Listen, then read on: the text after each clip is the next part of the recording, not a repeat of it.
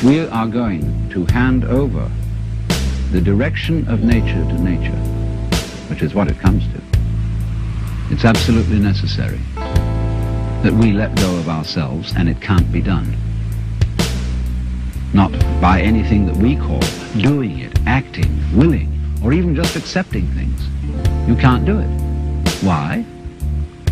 Because you don't really exist as that kind of a separate ego or personality. It's just an idea based on a phony feeling. So when it comes down to it, it's shocking news for us, for the human race, for our pride. You're only making a mess by trying to put things straight. You're trying to straighten out a wiggly world, and no wonder you're in trouble. So you can't do anything. So you can't transform yourself. And what can you do? What happens then if you actually realize you've come to a dead end? And the human race has come to a dead end, in my opinion. What then? Commit suicide?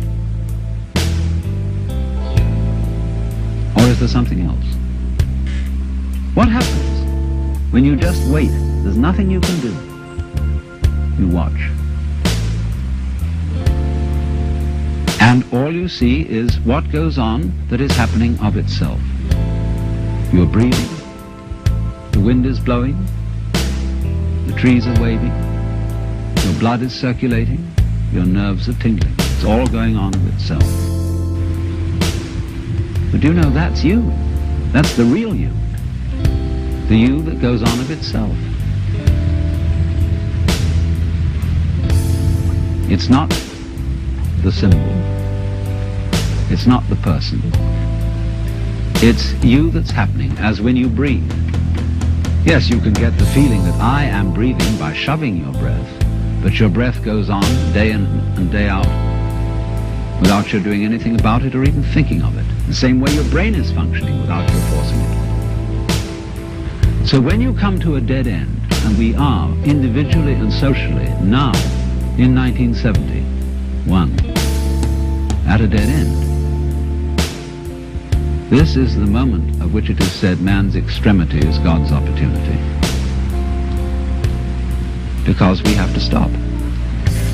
And when we stop, we find a world that is happening rather than being done, being shoved.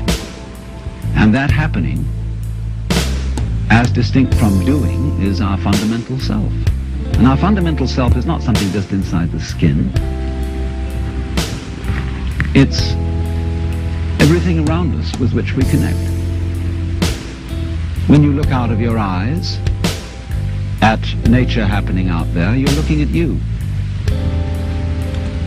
I'm not going to say what we should do from then on,